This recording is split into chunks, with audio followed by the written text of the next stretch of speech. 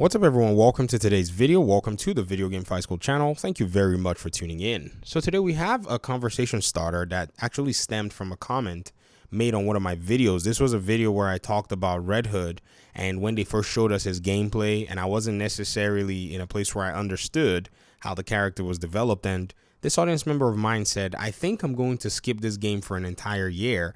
I'm really concerned about the microtransactions. Now, this is not the first question or the first comment I've heard regarding microtransactions in Gotham Knights. In fact, if you paid maybe close attention to this game, many people have had the conception or misconception that this game is going to have microtransactions in it. And this is something that stemmed from Marvel's Avengers having in-game purchases, and even other Warner Brothers games like Middle-earth Shadow of War having time savers, whereby eventually after players complained and raised concerns, they went ahead and removed those stores from the game, or that store, whatever it is you want to call it. For those of you who remembered and were paying attention in that 2017 window, it was something that Warner Brothers saw that had a very negative reaction to their audience members, and they removed it. I'm really surprised that Hogwarts Legacy is even having some kind of in-game purchases available in the game, which to me felt a little bit like an unnerving thing anyways, but it seems fans are okay with the level of it. But let's talk about Gotham Knights and see how this whole thing is going to play out. So the very first thing that you actually want to do with a lot of video games these days, and many of us do it, is we want to have a healthy level of skepticism regardless. You know, it's nice for us to be able to say things like, you know, microtransactions might be in this game or not. And the truth is, at this stage, you know, I don't blame anybody for actually thinking about microtransactions, because information does and can change. Example, the release date for Gotham Knights has actually changed multiple times, or we can say the release window changed and then its release date also changed. It moved from October 25th to October 21st. But if you go to the Gotham Knights FAQ, the frequently asked questions, you're going to see that this continues to remain the statement from the developers. There's a question that says, will Gotham Knights have microtransactions? And the answer is no, Gotham Knights will not have microtransactions. Now, is that going to stay the same, or is it like, say, the date going to go ahead and change? That's something that I cannot necessarily say yay or nay, but this right now is the statement that we have regarding microtransactions. Now, there is something as well that I strongly believe we also have to pay very close attention to, because microtransactions and in-game purchases seem to have this interesting, I don't know how it is, that they seem to overlap in a sense. And so maybe sometimes developers or marketing teams, would prefer that there are different terminologies so that they can kind of separate them and do in-game purchases and call them in-game purchases and not make people run away from the word microtransaction. So the word microtransaction is just kind of a cuss word at this point. But there is a second question that follows this one question, and it says, will Gotham Knights have in-game purchases?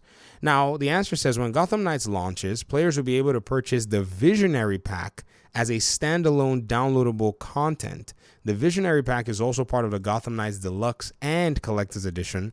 The Visionary Pack features exclusive in-game gear, cosmetic items, including the Beyond suit style inspired by the Batman Beyond animated series, and Nightwatch Transmog designed by Jim Lee. There is no other in-game content confirmed for standalone purchase at this time.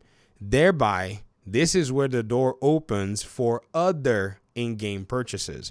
So as much as I'll tell you that, yes, I'm one of the raving fans for what the developers are doing with Gotham Knights, I'll still tell you that this really does open the door and leave room for in-game purchases. Now, how do we consider in-game purchases to be? How is that going to necessarily, affect this game? To me, it seems like this is actually a possibility for Gotham Knights, and we must not close our eyes and our ears to this possibility. So for those of you who are looking forward to Gotham Knights or who have this concern at this point, I'd say this is something that you must consider before making a purchase for this game. Now, I'm still going to be making my purchase for Gotham Knights because I've purchased and played other games that did have in-game purchases as well. Now, in some sense, once in a while, I'd probably maybe buy a costume from a store, but it usually is after a long time of playing. Example will be Tom Clancy's The Division 1 and Tom Clancy's The Division 2. in the sense of this particular aspect, I put in over 1,000 hours of, playtime in each game separately, not together, separately. I even used to have a YouTube channel surrounding it. So after enjoying the game for so long, I spent $4 or $5 to buy some outfits that I actually liked. Another one is Mortal Kombat, which if you look at my Mortal Kombat 11 stats across PC and PlayStation, including Xbox these days, I know one of my favorite games, I've also put in a significant number of hours as well. And so, yes, I have purchased, some of the outfits that I wanted. Now, I could have gone to grind for them because the game actually allows for you to grind for them. And that's the question that we don't necessarily have an answer to.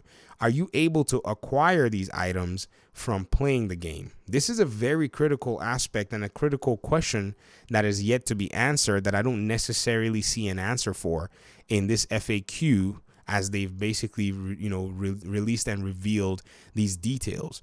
So I decided that we talk about this in the comment section or wherever we can. And we should probably start to ask around, maybe even ask the developers on Twitter, whatever forums we can, to help us, shed some light on this.